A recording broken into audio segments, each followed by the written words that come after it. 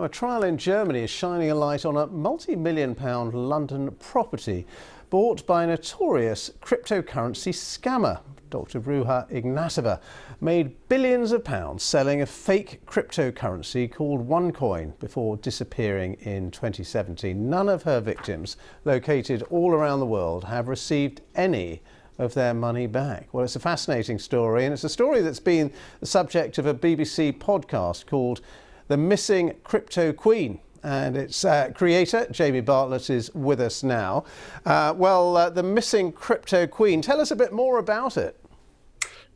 Well, yeah, so back in 2014, this sort of mysterious but brilliant businesswoman called Dr Ruja Ignatova, as you said, turned up out of nowhere and said, I've got the world's next Bitcoin, the next great cryptocurrency that's going to explode in value, make you all rich. And very quickly, probably as many as 1 million people around the world invested in this. It turned out to be quite a very clever Ponzi pyramid scheme. There was no real cryptocurrency behind it at all. And then, as you said, 2017, she disappears, takes a Ryanair flight from Sofia in Bulgaria to Athens, Greece, and hasn't been seen since.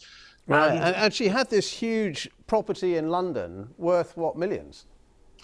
Yeah, so in 2016, we discovered that she bought a £13.5 million Kensington penthouse stuffed full of beautiful artwork, swimming pool, glorious place to live.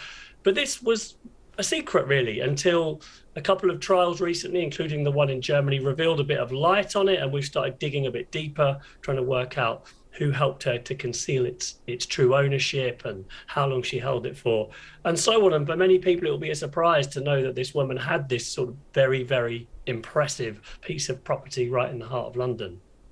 And this has been pretty difficult for the authorities, I guess, to sort of track down her movements and exactly what she owned.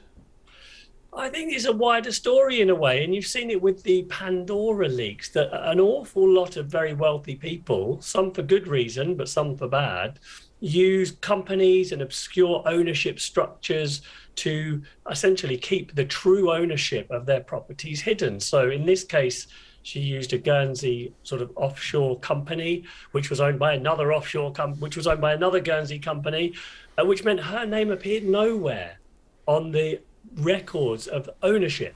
And I think that's what made it really difficult for the authorities, and makes it difficult for authorities all around the world to work out who really owns what in these kinds of cases. So let's talk about the victims of this scam. I mean, do we know how much they've lost, and what can they do about it? Can they get anything back? Yeah, and I mean, I should also add that the companies involved in this sort of deny wrongdoing. They were sort of following all their compliance checks and so on, which is another reason this is quite sort of difficult to get to the bottom of. We think about 1 million people have lost upwards of 4 billion euros in this scam. I mean, a colossal amount of money. And for them, it's very frustrating to hear that there are these beautiful properties dotted all over the world, in fact, that seem to be there, owned, we now know, by this woman, but there's nothing anybody can do about it because of these complicated ownership systems. So the victims are still waiting to see if some of the money they've lost can be reclaimed. Maybe this article can help in a very small way, but the real lesson, I think, is we need to get to grips with these ownership records. Really important that, and the government has pledged to do this by 2023, some want it sooner, that we need to sort of start naming the ultimate owners of properties. You can't just own companies in the UK through offshore companies, own property through offshore companies. You need to know who the real person is behind it. And I think that would help, but I'm afraid for the victims, it's going to be a long road before they see any of their money back. Well, it's a fascinating story. And your podcast series, The Missing Cryptoqueen, it's a great title, by the way. What's next for the series? Well, yeah, she called herself the Cryptoqueen, and she's missing, so it makes sense. We've been going on this story now for 3 years trying to figure this out. You know, it's a lot harder to find someone than you'd think. You imagine with all the digital technology we've got, people are easily found, but they're really not. So we're still on the case, we're still on the hunt, and there's going to be a couple of new episodes that hopefully really bring this story together, coming out in the next three or 4 months. Okay, so if anyone finds the missing crypto queen, Jamie Bartlett would like to talk to her. Please. Jamie, that would be a good episode. Thank you very much indeed for talking to us. Jamie Bartlett there. Thank you.